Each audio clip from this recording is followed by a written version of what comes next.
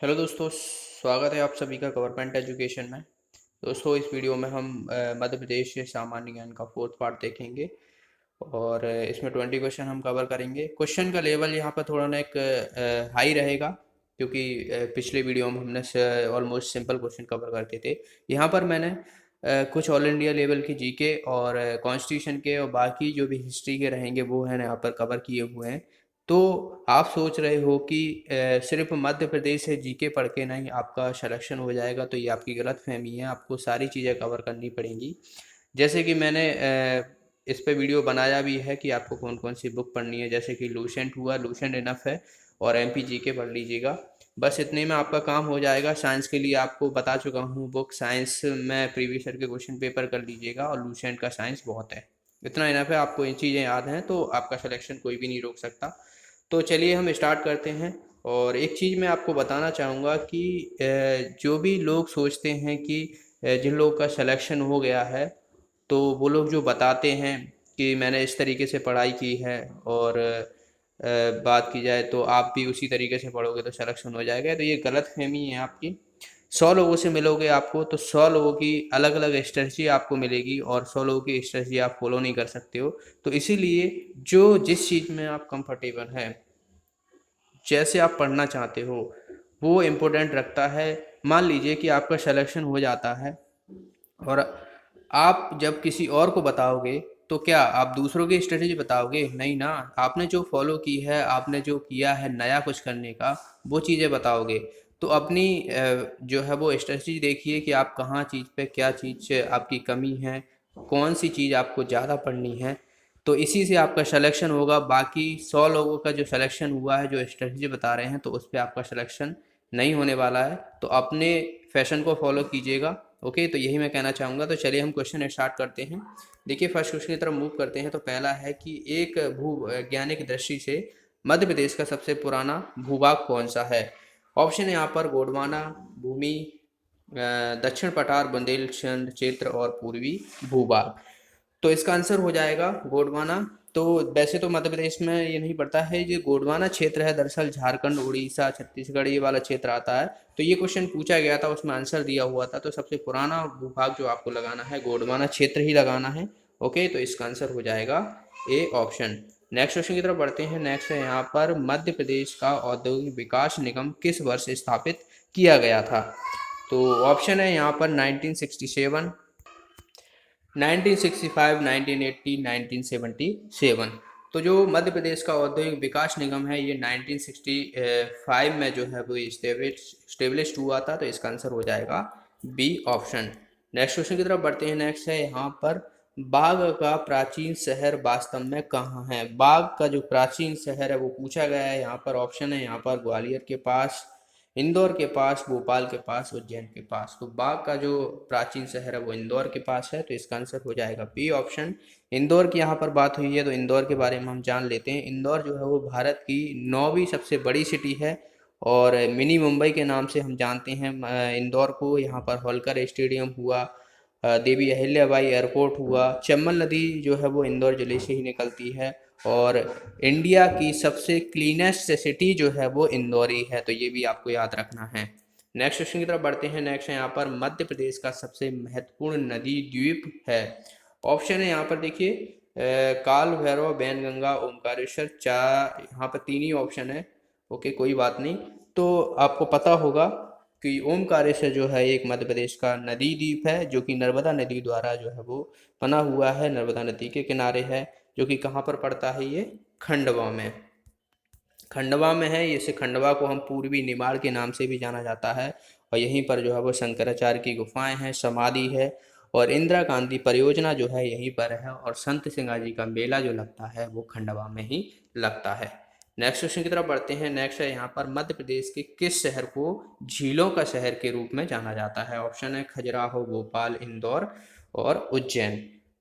तो बहुत ही आसान सा क्वेश्चन है, इसका आंसर हो जाएगा भोपाल। भोपाल को जो है वो झीलों का शहर के नाम से जाना जाता है, राजा भोज की नगरी के नाम से भी जाना जाता है, ये भी आपको याद रखना है। यहाँ पर जो है वो वन विहार नेशनल पार्क भी है। ओके, और इंदिरा गांधी मानव संग्रहालय, जो कि देश का पहला मानव संग्रहालय है। अगला क्वेश्चन की तरफ बढ़ते हैं। शिवपुरी में करवाला क्या है?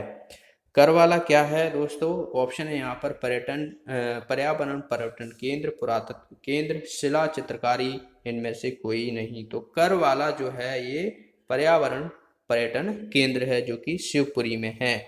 शिवपुरी में जो है वो माधवगढ़ नेशनल पार्क है। यहीं पर जो है वो सिंधिया वंश की ग्रीष्मकालीन राजधानी के रूप में जो है जाना जाता है इसको। और यहाँ पर एक क्रांतिकारी थे तात्या टोपे, तो इन्हीं को यहाँ पर फांसी दी गई थी शिवपुरी में 1859 में। ओके, 13 अप्रैल, करीबन 18 या 13 अप्रैल है, कंफर्म नहीं है, पर 1859 में जो है ये फांसी दी गई थी। और पीर बुधनी का मेला जो है वो शिवपुरी में ही लगता है। अगला क्वेश्चन है यहाँ पर, किस किले को बादल महल के नाम से जाना जाता है? ऑप्शन है यहाँ पर सनोड़ा किला, रहेली किला, करीपुर किला और राहतगढ़ किला। तो इसका आंसर हो जाएगा राहतगढ़ किले को जो है वो बादल महल के नाम से जाना जाता है। तो याद रखना है आपको, राहतगढ़ का किला जो है ये सागर भोपाल के बीच मार्ग है, वहाँ पर पड़ता है मोस्टली। जो अगर आपसे जिला पूछा जाए तो आप सागर याद रखना है। ओके, तो सागर में ये जो है वो राहतगढ़ का किला पड़ता है। अगला क्वेश्चन है यहाँ पर, चंदेरी के संस्थापक राजा कीर्तिपाल किस राजवंश के थे? ऑप्शन है चंदेल, प्रतिहार, लोधी, खिलजी। तो ये जो थे वो प्रतिहार वंश के राजवंश के तो जो थे राजा कीर्तिपाल, जिन्होंने जो है वो चंदेर की स्थापना की थी। और चंदेरी जो है वो साड़ियों के लिए काफ़ी फेमस है। अगला क्वेश्चन है यहाँ पर, मध्य प्रदेश में संस्कृत विश्वविद्यालय कहाँ स्थित है? ऑप्शन है यहाँ पर भोपाल, इंदौर, उज्जैन, ग्वालियर। तो इसका आंसर हो जाएगा दोस्तों उज्जैन में है। उज्जैन में है संस्कृत विश्वविद्यालय। उज्जैन जो है वो क्षिप्रा नदी के किनारे बसा हुआ है और यहीं पर जो है वो कुंभ का मेला लगता है। तो याद रखना है, कुंभ का मेला लगता है यहाँ पर। महाकालेश्वर नगरी के नाम से जाना जाता है उज्जैन को। इससे पहले कि दोस्तों अगर आपने वीडियो नहीं देखे हैं तो यहाँ पर एक आई का बटन आ रहा होगा, उस पर आप क्लिक करके देख लीजिएगा। आपको सारी वीडियो की प्लेलिस्ट मिल जाएगी और अपने आप को जो है वो इम्प्रूवमेंट कीजिएगा कि कहाँ पर जो है वो आप वीक हैं और कहाँ से आपके क्वेश्चन जो है वो सही हो रहे हैं। ओके, नेक्स्ट क्वेश्चन यहाँ पर, निम्न में से भूदान आंदोलन किसने प्रारंभ किया था? ऑप्शन है जयप्रकाश नारायण, महात्मा गांधी, विनोबा भावे, इनमें से कोई नहीं। तो इसका आंसर हो जाएगा दोस्तों विनोबा भावे। विनोबा भावे ने जो है वो सर्वप्रथम आंध्र प्रदेश में जो है वो भूदान आंदोलन जो है वो शुरू किया था। और आपको याद हो तो जबलपुर को जो है वो संस्कार धानी जो नाम दिया था वो विनोबा भावे ने ही दिया था। तो ये भी आपको याद रखना है। अगला क्वेश्चन है, भारतीय वायुसेना दिवस जो है वो कब मनाया जाता है? ऑप्शन है 8 अक्टूबर, 9 अक्टूबर, 10 अक्टूबर, 11 अक्टूबर। तो ये जो है वो 8 अक्टूबर को बनाया जाता है। तो ये ऑप्शन इसका आंसर हो जाएगा। नेक्स्ट है यहाँ पर, भारतीय संविधान के कौन सा अनुच्छेद मूलभूत कर्तव्यों से संबंधित है, यानी फंडामेंटल ड्यूटी से संबंधित है? ऑप्शन है यहाँ पर आर्टिकल 32, अनुच्छेद 32, अनुच्छेद 42, अनुच्छेद 41, अनुच्छेद 51A। तो इसका आंसर हो जाएगा डी ऑप्शन, 51A को जो है वो फंडामेंटल ड्यूटी के लिए संबंधित है कॉन्स्टिट्यूशन में। याद रखना है आपको। आर्टिकल 32 की अगर हम बात करें तो 32 को जो है वो संविधान की आत्मा कहा जाता है। वेरी वेरी इंपॉर्टेंट है, संविधान की आत्मा। आपसे पूछा जाएगा कि संविधान की आत्मा किस आर्टिकल को कहा जाता है, तो आर्टिकल 32 को कहा जाता है। और 42 की अगर हम बात करें तो इसको जो है वो मिनी कॉन्स्टिट्यूशन यानी लघु संविधान कहा जाता है। अगला क्वेश्चन है यहाँ पर, भारत के कितने राज्यों में तटरेखा है? तटरेखा मतलब जो समुद्र से टच करती है। भारत की पूछी गई है, तो कुछ इस तरीके से भारत का मैप है, यहाँ पर आप देख सकते हो। ठीक है, तो यहाँ पर जो तटरेखा, ये वाले जो आपसे स्टेट हैं ये वाले पूछे गए हैं कि कितने जो है वो टच करते हैं। तो वैसे तो आपको पता होगा कि सबसे ज़्यादा जो कोस्टल लाइन है वो गुजरात की है। तो यहीं से हम शुरुआत करते थे कि गुजरात हो गया, फिर उसके बाद नीचे महाराष्ट्र आता है, महाराष्ट्र के बाद जो आता है यहाँ पर कर्नाटक है करीबन, और फिर उसके बाद जो है वो गोवा पड़ता है, फिर आता है केरल, कुछ इस तरीके से है। चिले जो देश है उसी जैसा है केरल। ओके, फिर आंध्र प्रदेश आ गया अपना, आंध्र प्रदेश, फिर तमिलनाडु भी यहीं पर है, आंध्र प्रदेश इधर है। और उसके बाद की जाए तो उड़ीसा और पश्चिम बंगाल। तो टोटल जो है वो कितने हो गए हमारे, 9 हो गए, तो इसका आंसर हो जाएगा सी ऑप्शन, ये आपको याद रखना है। अगला क्वेश्चन है यहाँ पर, पौराणिक कथाओं के अनुसार बांधवगढ़ किला किन भाइयों की जोड़ी से संबंधित है? ऑप्शन है राम कृष्ण बलराम, राम लक्ष्मण, रावण विभीषण, इनमें से कोई नहीं। तो इसका आंसर हो जाएगा राम लक्ष्मण से संबंधित है ये बांधवगढ़ का किला, याद रखना है। यह जो है वो उमरिया में स्थित है। अगला क्वेश्चन है यहाँ पर, रायसेन में सबसे प्रख्यात बौद्ध धार्मिक स्थल कौन सा है? ऑप्शन है आशापुरी, भीमबेटका, देलावाड़ी, सांची। तो बहुत ही आसान सा है, सांची जो है वो बौद्ध धर्म से संबंधित है, जिसे जो है वो सम्राट अशोक के द्वारा बनवाए गए थे। सम्राट अशोक के द्वारा जो है वो टोटल जो है वो 84,000 जो है वो स्तूप बनवाए गए थे, बौद्ध स्तूप अलग अलग जगह।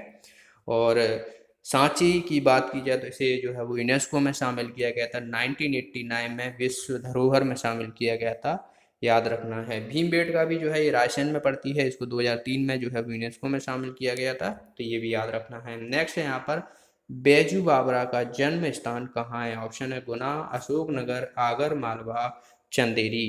तो चंदेरी में जो है ये इनका जो है जन्म हुआ था बैजू बावरा का। नेक्स्ट है यहाँ पर, भोपाल में ललित कला के लिए राष्ट्रीय स्तर की संस्था किस पर स्थित है? ऑप्शन है यहाँ पर मानव संग्रहालय, हिंदी भवन, मानस भवन, भारत भवन। तो इसका आंसर हो जाएगा भारत भवन। यहाँ पर 1857 के विद्रोह में सक्रिय रूप से भाग लेने वाली आदिवासी समुदाय का नाम क्या है? ऑप्शन है गोंड, भील, भेगा, कोरकू।